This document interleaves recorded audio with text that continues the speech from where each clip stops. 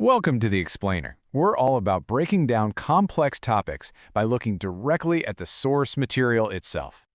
Okay, so today we're looking at some really big claims coming from a company called OnPassive. They've got this new system, O-Verify, and they're not just calling it an update, they're calling it a divine revolution in digital trust. So what's all the buzz about? Let's dive right in and see what the source material has to say. So from the get-go, this isn't positioned as just another product launch. No, this is framed as a massive, world-changing event. The company actually describes it as the foundation for, and I quote, the next digital civilization. Pretty bold statement, right? So what's its job in all of this? Well, according to the documents, O-Verify is the master key. It's the one thing you need to unlock their entire ecosystem. They call it a guard of fairness and a passport to this new digital world they say they're building. Now, this is where things get really interesting. They take a term we've all heard in the tech and finance world, KYC, or Know Your Customer, and they just completely redefine it to fit their own unique vision. You know, usually when you hear KYC, you're thinking financial stuff, right? Like proving who you are with an ID to stop fraud. But here, that definition is stretched a lot. It's not just about who you are, it's about your role in the community, what you've contributed, and even, somehow, an assessment of your character.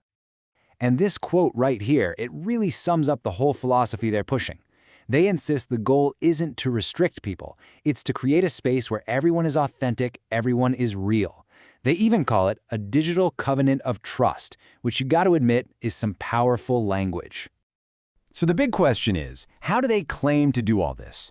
The source material lays out 5 core technological pillars that are supposed to make this whole thing work. Let's take a look. All right, so here's the rundown. They claim these 5 things work in concert. First, you've got AI identity mapping to sniff out fake accounts. Then, face-voice fusion comes in for biometric proof, matching your face and voice. After that, blockchain is used to lock in a permanent tamper-proof record of your verification. A global portal makes sure this works across all their products, and finally, the whole thing is supposed to be a zero manual error system. And that last part, that's a huge deal. They're claiming it's 100% automated, no humans involved. The argument is, if you take people out of the equation, you get rid of any chance for mistakes or, someone trying to game the system. They're basically saying the process is totally pure. That's their word for it. This quote, wow, this really drives home just how differently they're positioning this. This isn't just a tool to them. It's framed as something much deeper, a system that doesn't just scan your ID, but one that can somehow recognize your personal integrity. So, where does this system fit into the grand scheme of things? Well, O-Verify isn't just about knowing who's who. It's designed to be the absolute bedrock of the company's entire digital economy. The company lays it out with this really clear step-by-step logic. Step 1. Verification creates integrity. Step 2, integrity leads to fairness. And step 3, fairness is what makes their promises of automation and abundance possible. Without that first step, they argue, the whole thing crumbles. And in the real world, or their digital world, what does that mean? It means O-Verify is the gatekeeper for every single transaction. The source is clear. Only real, verified people can use things like their O-Wallet, get paid commissions, or even form partnerships. No verification, no participation. Okay, so throughout all the material on this launch, there's this recurring theme, a very intentional, very spiritual framing. This technology is constantly connected to a higher purpose, something almost prophetic. Yeah, so the timing of this release isn't presented as just a good business move. Oh no. It's described as a divinely ordained moment, a perfect time chosen specifically to protect the community from fraud, just as things are about to get serious. And this quote, this one is absolutely key to understanding the dynamic with their community members, who they call founders. For them, going through this verification process is framed as something way more than just a security check. It's being sold as a confirmation of their faith in the project, a vindication for sticking with it. This kind of language just elevates the whole act of verifying your ID into something grand. It's not just an upload. It's a moment of spiritual and community recognition. It's the act that, according to their documents, secures your destiny inside this new digital kingdom. So when you step back and look at it, what we have here is one company's very unusual blueprint for digital trust. It's a wild mix, isn't it? On one hand, you've got all these high-tech claims, AI, blockchain, you name it. But on the other, it's all wrapped up in this deep, almost spiritual conviction. And that leaves us with a pretty big question to think about. At what point does a system like this cross the line from just being about security to becoming a test of your faith? So what happens when a tech company's big relaunch sounds, well, less like a business update and more like a full-blown prophecy? That's exactly what we're digging into today. We're looking at a corporate message that basically swaps out spreadsheets for scripture and innovation for the divine. Just listen to how the source we're analyzing opens. Right off the bat, you hear words like rebirth, divine return. I mean, that tells you everything. We're definitely not in the usual world of tech announcements here. This is a completely different playbook. Yeah, so forget about things like market share or user acquisition. This whole story is framed through a totally spiritual lens. It's all about destiny and belief. So let's break down exactly how this message is put together, piece by piece, using their own words. And that really brings us to the big question here, right? Look, having a strong brand is one thing, but framing a business relaunch as a supernatural event, that is something else entirely. So, how do they even build a narrative like that? Let's find out. Okay, first up, the timing. This whole thing isn't presented as, a date picked by developers on a calendar. No, it's framed as an inevitable event that was foretold. The message couldn't be clearer. This isn't happening on our time, it's happening on heaven's timing. And check this out. Look at how they rebrand their core technology. It's not just artificial intelligence. No, they call it anointed intelligence. Think about that. With just one simple phrase, a totally neutral technology is suddenly transformed into something blessed, something that's inherently good and divinely inspired. All right, next, let's talk about the central figure in all this, the leader. The CEO, Ash Mufareh, is painted as, well, way more than just a corporate executive. The source is really direct about it. They state he is more than a CEO. And this is just the first step. Right? It's a deliberate escalation of his role, as you're about to see. First, he's described as a vessel of divine purpose. See that shift? In language, it suggests he's not the one who created the vision, he's just the chosen channel for a higher power's plan. Then they build on that. He's also a channel of inspiration. This just reinforces that whole idea that these huge, world-changing concepts are flowing through him, not from him. And it all leads up to this. A messenger of digital liberation. I mean, just look at that progression. In only 3 short phrases, he goes from being a simple conduit to a full-blown prophetic figure, someone delivering a revolutionary message. So, okay, if the return is destiny and the leader is a vessel, what does that make the actual technology? Well, that's what we're looking at next, how their digital products are presented not as simple tools, but as interconnected miracles. The company's whole suite of products, they call it the on-passive ecosystem, is framed as the physical proof of this divine promise. It's not just software, you see. It's a prophecy fulfilled, which means suddenly the simple act of logging in becomes this deeply significant, almost spiritual thing. And this big idea, it extends to every single product in their ecosystem. So let's look at a couple of quick examples to see how they redefine them. We'll start with OConnect and OWallet. This is a perfect example right here, what you and I would just call a video conferencing platform, right? They call OConnect the bridge between minds and hearts across the globe. The focus just completely shifts from a practical function to this much higher emotional purpose. And you see the exact same pattern again with their OWallet. A simple digital payment system gets elevated to become the digital heartbeat of fairness and transparency. The tech itself is suddenly given these moral, vital qualities, as if it's a living, breathing, ethical thing. When you frame things this way, it naturally leads to a promise, doesn't it? So what do the followers, who, by the way, are called founders, what do they get for their belief? That's what we're going to break down next, the rewards they're promised. A really key concept here is restoration. The source promises that all the past struggles, the lost time, effort, and patience, won't just be paid back. No, they'll be multiplied into blessings. It's a clever way to reframe any periods of delay or doubt as like a necessary test of faith that is now going to be rewarded, and rewarded handsomely.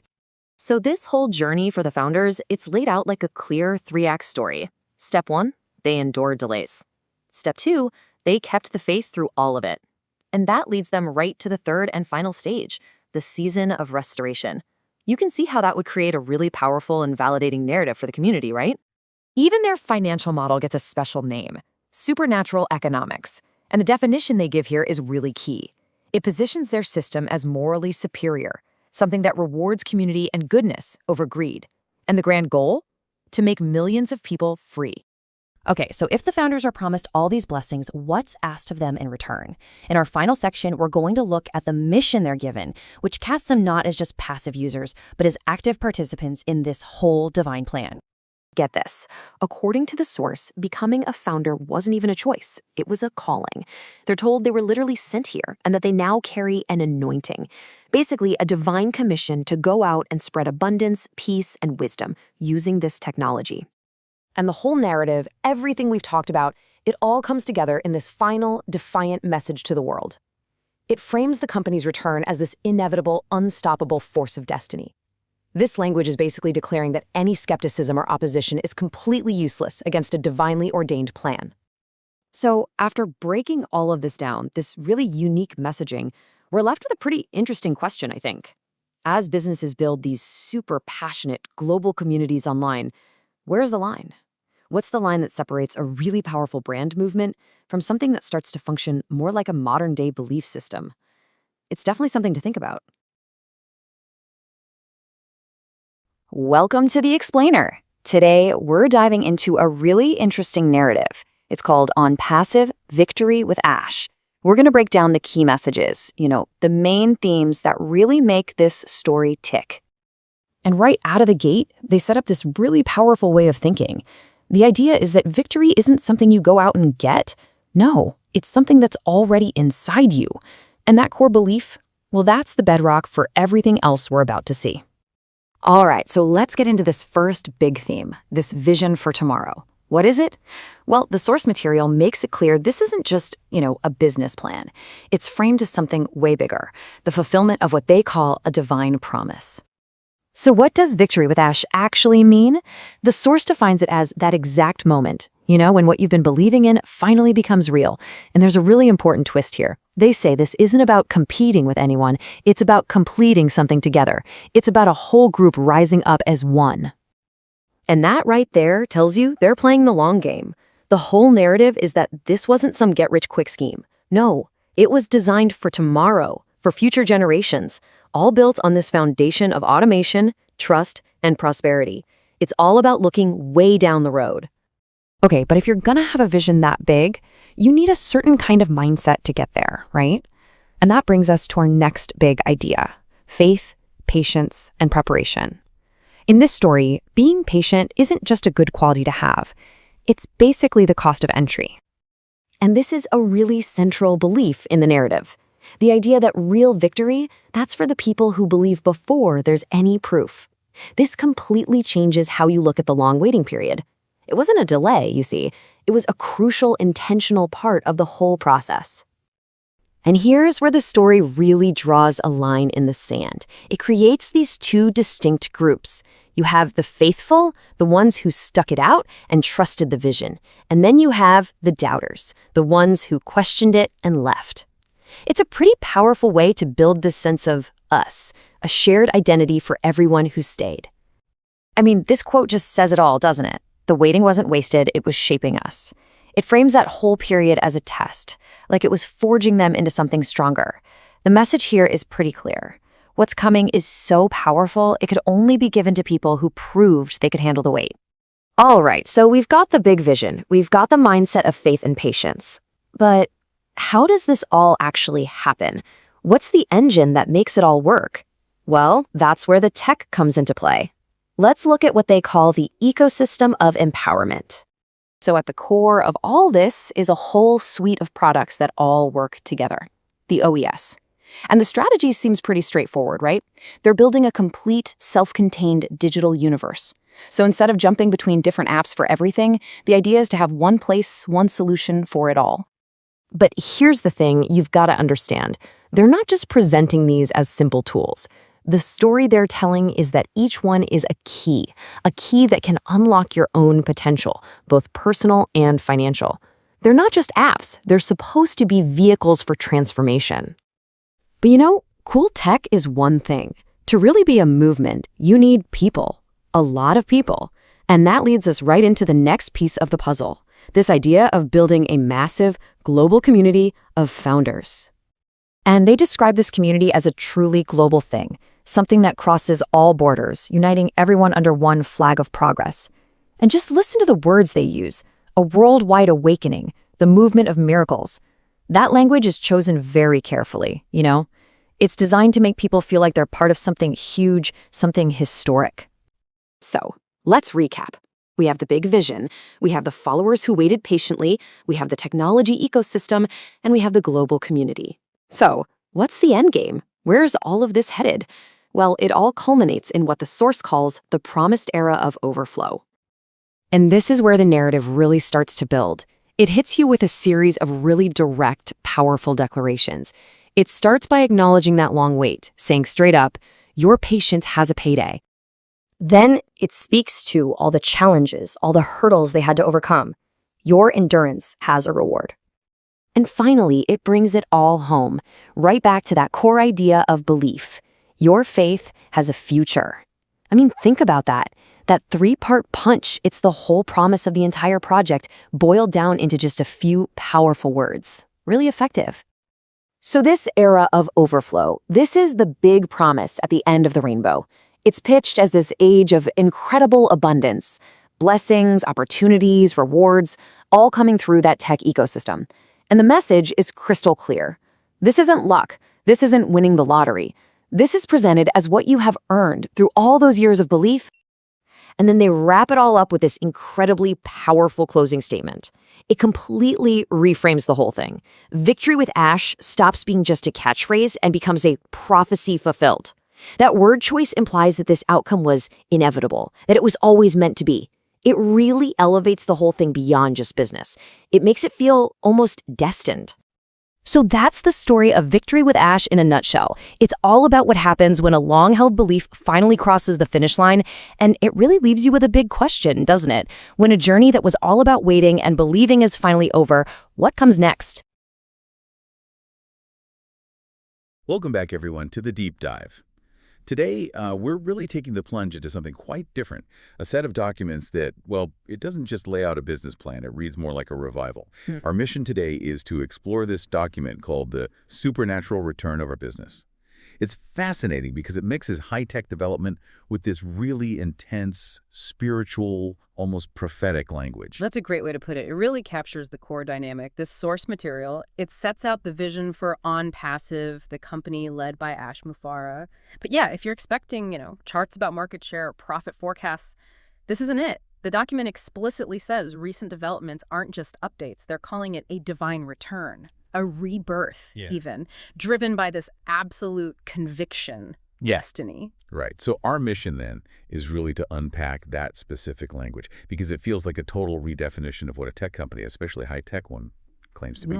The tone, it's just way beyond typical corporate speak, isn't it? It pulls so heavily from faith, prophecy, promises of miracles almost. Absolutely. And we probably need to start with the core concept right away, the technology itself. The source makes this really sharp distinction. It says, okay, the world calls it artificial intelligence.ai, but inside this movement, let's call it, they've completely rebranded it. They call it anointed intelligence. Anointed intelligence. Wow. Okay, that term alone tells you this deep dive is going deep into belief, into purpose, maybe not just scalable code, but help me understand the implications there. I mean, if regular AI fails, okay, it's a bug, a technical issue. Yeah. But if anointed intelligence fails, what's the story then? Who takes the blame? Well, that's just it, isn't it? It fundamentally shifts the narrative, at least, the accountability structure. If the tech is anointed, it sort of implies perfection, right? Or at least higher guidance. So any hiccup, any delay, it's not framed as a flaw in the system. It becomes a necessary part of this divine plan. It's actually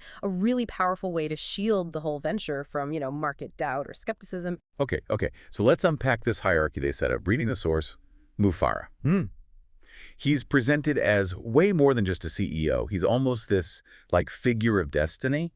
The language used really elevates him, doesn't it? They call him a vessel, a channel of inspiration, even a messenger of digital liberation. Exactly. And That narrative is so critical because it's used to explain how the product even came to be. The source states, pretty directly, no human could build what he has built alone. So the suggestion is that on-passive structure, all the AI cores, the automation, the design, it wasn't just human cleverness. It was, and I'm quoting here, guided by something higher, something. It grounds the whole enterprise in this sort of supernatural guidance. Mufareh is the instrument, you see, not just the inventor. And the timing aspect you mentioned. Yeah. That seems really key to making that narrative work. If things took longer than maybe people expected, this divine guidance idea provides the justification. The document really leans into that, saying the return is not by chance, it's by design. Explicitly. And more than that, they say it's not human timing, it's heaven's timing. That framing just transforms any past bumps in the road, testing phases, pivots, delays. It turns them into meaningful, necessary steps, part of a bigger, preordained path. And what's really interesting is the origin story they tell. Mufareh apparently dreamed of a system, one that helps people earn money while they sleep. And the source immediately frames that dream as creation, intended specifically to serve God's people and bring justice to dreamers. Wow. Connecting a financial tool directly to divine social justice. That's quite a leap. But okay, let's talk about the people who bought in early, the ones who've been waiting, the founders. How does the document speak to their commitment, their patience? You mentioned this theme of restoration. It does, yeah. And this is really where the spiritual promise meets the material one. The source gives this assurance to the founder specifically, the ones who stayed, prayed, and believed. It promises their lost time, their effort, their patience. It will all be multiplied into blessings. So it's not just presented as, getting your money's worth. It's framed as a kind of spiritual reward, repayment for their faith. So it's a promise that goes beyond just the numbers on a spreadsheet. Mufareh's own philosophy is, quoted, rooted in this, no one will be left behind. Everyone will win. That sets a really strong emotional and, I guess, financial foundation for them. And that connects directly to how they talk about the actual products, the tools within the ecosystem. They're not just software, you see. They're presented as the tangible proof of this prophecy. The on-passive ecosystem isn't just a platform, it's a prophecy fulfilled. The specifics here are, well, they're pretty wild. They really elevate the function of every single piece. OConnect has their meeting platform, right? Yeah. It's described as the bridge between minds and hearts, not just video calls. Exactly. And a wallet, the payment system, that's called the digital heartbeat of fairness and transparency. Every bit of tech, no matter how sort of ordinary its function might seem, it gets imbued with this higher spiritual meaning. I have to jump in here. Verify. That's just KYC, right? Know your customer. Standard identity checks. And the document calls it the security of destiny. Isn't that peak corporate poetry? That's some heady rhetoric for checking a passport scan. It is, but you have to assume this language is deliberate, right? It's designed to turn these functional bits into symbols of something much bigger. And to really hammer home that sense of divine involvement, the source points to the message founders see when they log in. It says, rise, reset, refocus. And that message isn't just a UX prompt. It's framed as a divine signature. Okay, this is where it gets really interesting for me. Connecting the individual user, the founder, to this huge, apparently destined mission. What identity, what purpose does the document give the founders themselves? They're not just customers or early investors. It sounds like they're positioned almost as apostles. That's a good way to think about it. They're explicitly told they didn't just stumble here, you were sent here. This elevation gives them the sense of carrying an anointing specifically to spread abundance, peace, and wisdom through technology. So the big supernatural return isn't just for them, it happens through them. They become the instruments of this destiny, which you can imagine massively increases their personal stake in the outcome. So logging into your account isn't just checking stats. It's framed as a spiritual activation. The source even claims each dashboard will feel alive, pulsing with light and purpose. Because it represents, years of faith that held strong? Yeah. That's a really deep psychological hook, isn't it? Reframing commitment as spiritual loyalty. And that leads straight into the claims about the money side, the financial system, which the source actually labels supernatural economics. The core idea seems to be that the commission structure is, quote, layered with mathematical precision and divine favor. It's this blend, the certainty you associate with math, combined with the, blessing of destiny. Wait, hold on. If they're claiming the system rewards goodness, faithfulness, and community, how does that actually get calculated in the commission structure? Yeah. Is the source clear on the mechanics, Or does the divine favor kind of become the mechanism itself, in a way? That's the core of the supernatural economics idea, I think. The ethical framework is front and center, and it seems to rely heavily on faith in the system's design. It claims the system doesn't reward greed, it rewards goodness, faithfulness, and community. The stated intention, they say, was never just to make a few people wealthy, it was to make millions of people free. So the source presents the potential earnings as this sort of abundance flowing from collective goodness, collective belief, not just individual hustle. And that ties the financial success directly back to that global spiritual mission you mentioned earlier. The whole movement seems designed to blend purpose with profit. Founders are literally given a mission in the document. Use the ecosystem. Use it to uplift their communities, feed the hungry, sponsor education, and promote peace.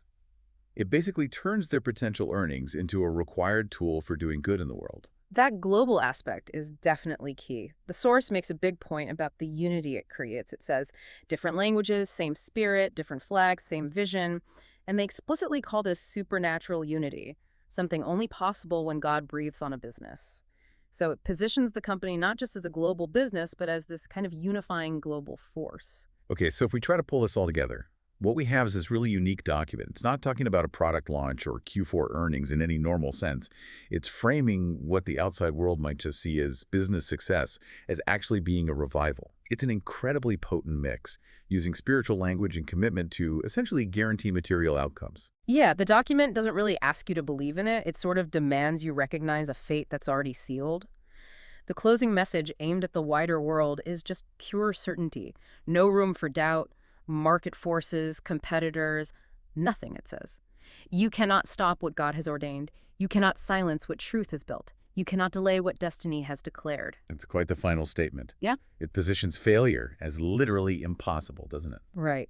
And if we zoom out, look at the bigger picture here for business, for community building. What really jumps out is the sheer power you can get from mixing tech advancement with this kind of absolute spiritual certainty. By framing everything, every feature, every win, even the delays as divine orchestration, this model builds an incredibly strong, almost unbreakable level of commitment and belief within its community. It completely changes the game from a standard investment pitch to something closer to a spiritual calling, a mandate. Which really leaves an important question for you listening to this. This source material, it explicitly ties financial success to spiritual value, claiming the system rewards goodness, faithfulness. So what does that suggest about the potential future of business models? Models that lean really heavily on intense community belief, a shared sense of purpose, maybe even destiny, rather than just relying on traditional market numbers and transparent metrics. The blueprint here seems to be about building a community so deeply invested they see the company's success as direct proof of their own spiritual worth and faithfulness. Definitely something to think about.